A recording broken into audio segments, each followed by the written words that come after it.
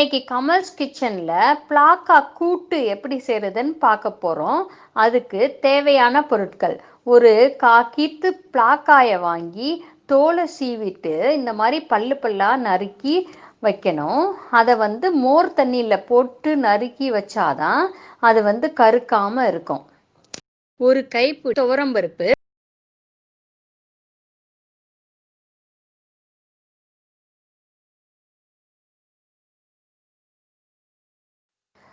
மிளகாத்தூள் அவங்கவுங்க காரத்துக்கேற்ப ஒரு ஸ்பூனோ 1.5 ஸ்பூனோ போட்டுக்குங்க. சின்ன வெங்காயம் இந்த மாதிரி 4 நாளாக நறுக்கி வச்சிருக்கு. கொஞ்சம் கருவேப்பிலை, தேவையான அளவு உப்பு, 1/4 ஸ்பூன் மஞ்சத்தூள்,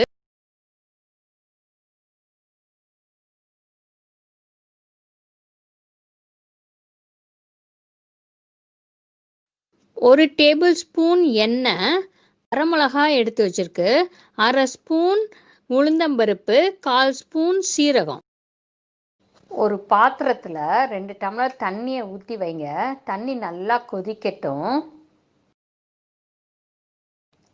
இப்போ தண்ணி நல்லா கொதிச்சிருச்சு. இப்போ ஒரு கை துவரம்பருப்பை அந்த கொதிக்கிற தண்ணியில் போடுங்க. மஞ்சள் பொடியை ஆட் பண்ணிடுங்க. அது 3/4 பதம் வேகட்டும். பருப்பு குழஞ்சிடக்கூடாது, மலர்ந்தா போதும்.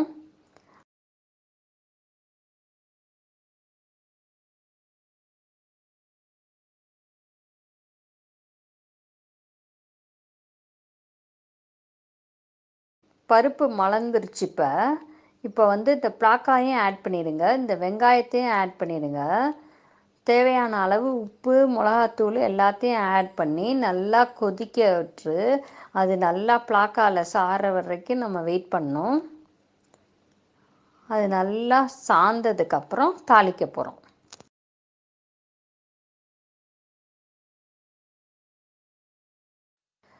மிளகாத்தூள் அவங்கவுங்க காரத்துக்கேற்ப ஒரு ஸ்பூனோ 1.5 ஸ்பூனோ போட்டுக்குங்க.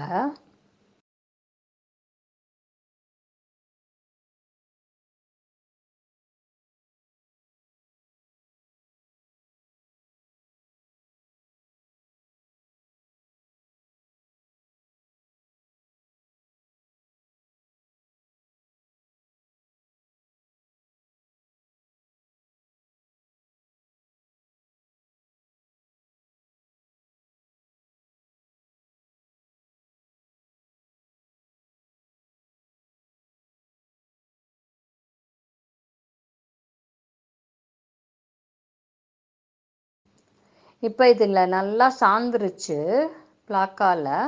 இப்போ நம்ம எண்ணெயை காய வச்சு தாளிச்சிடலாம்.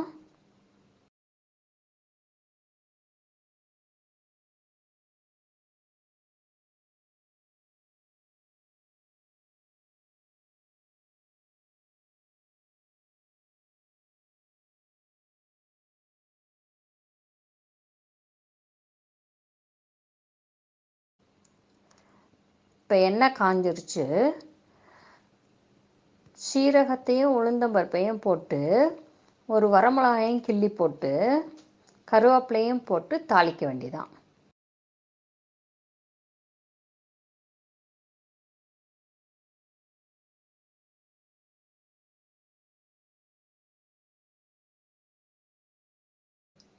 சூப்பரான சுவையான பிளாக்கா கூட்டு ரெடி ஆயிடுச்சு.